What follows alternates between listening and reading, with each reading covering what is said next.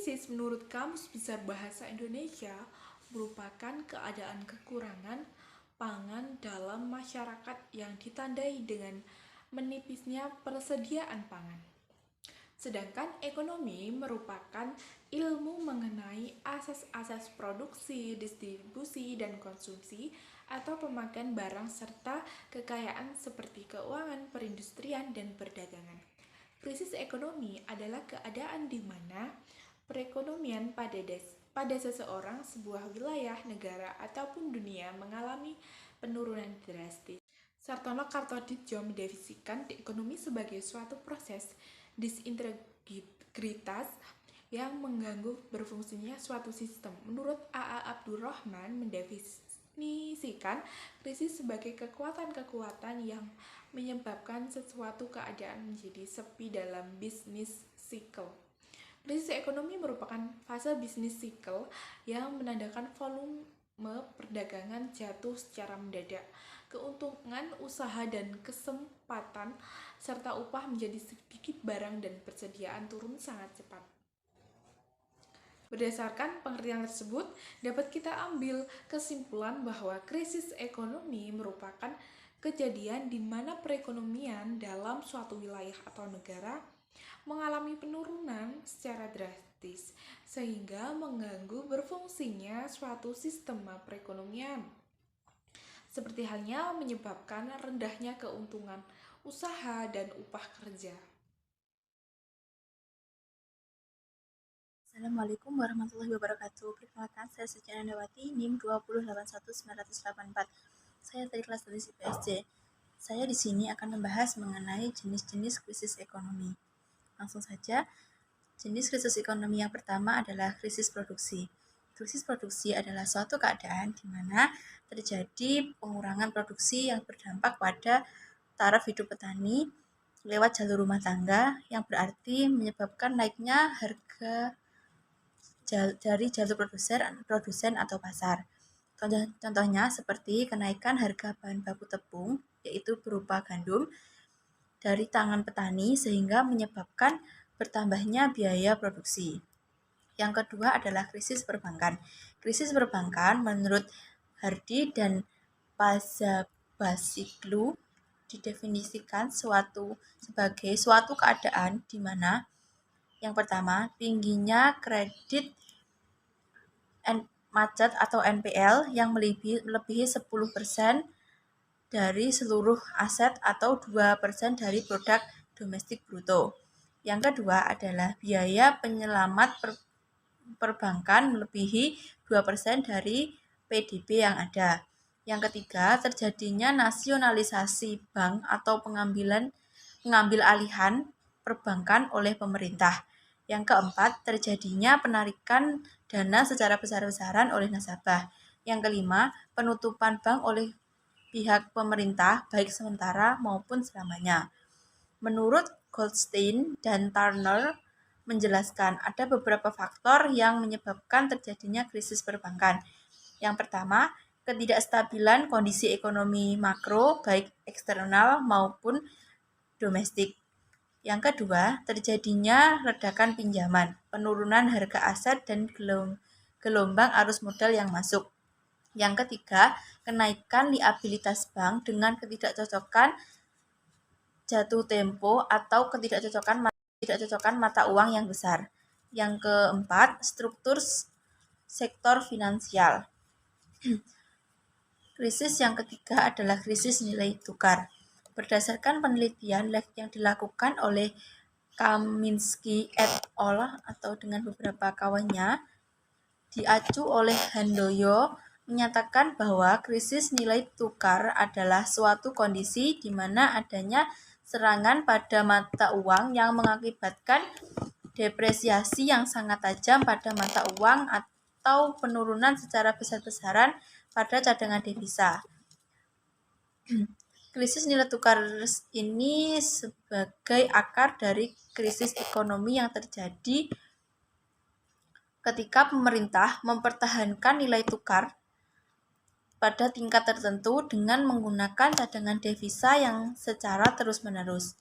Penggunaan cadangan devisa yang terus-menerus ini pada akhirnya menyebabkan habisnya cadangan devisa sehingga menyebabkan pemerintah terpaksa menurunkan nilai tukar rupiah atau mengubah sistem nilai tukar uang.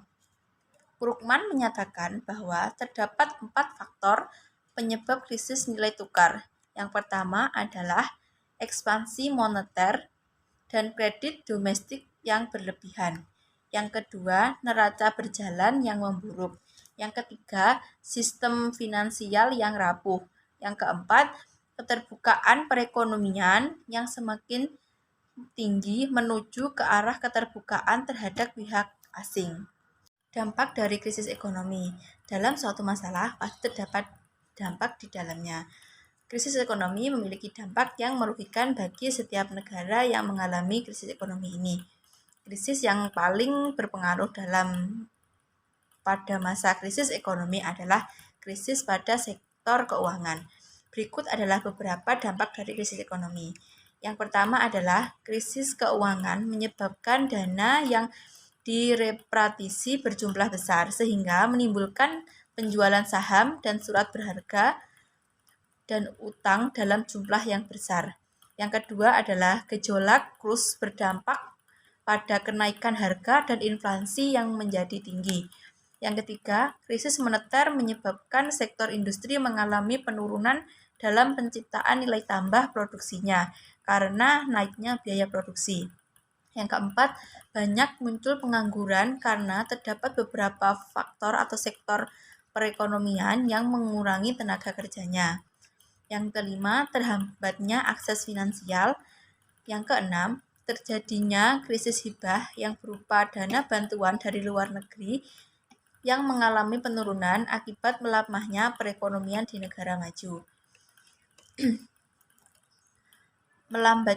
Yang ketujuh, melambatnya investasi sebagai akibat dari penurunan pendapatan yang dilakukan oleh negara pemilik modal. Ekonomi Indonesia dimulai sejak pertengahan tahun 1997 terus bergilir sampai sekarang.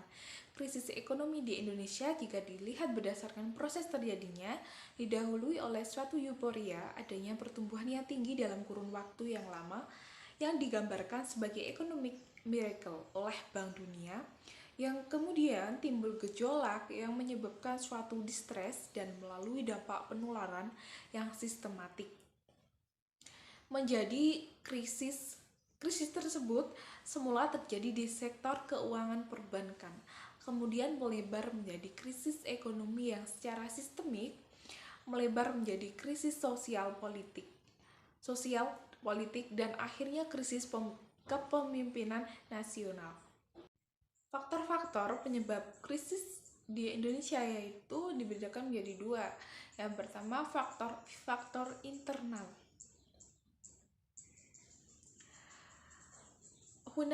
Fundamental ekonomi nasional yang menjadi penyebab krisis ekonomi di Indonesia adalah fundamental makro. Misalnya,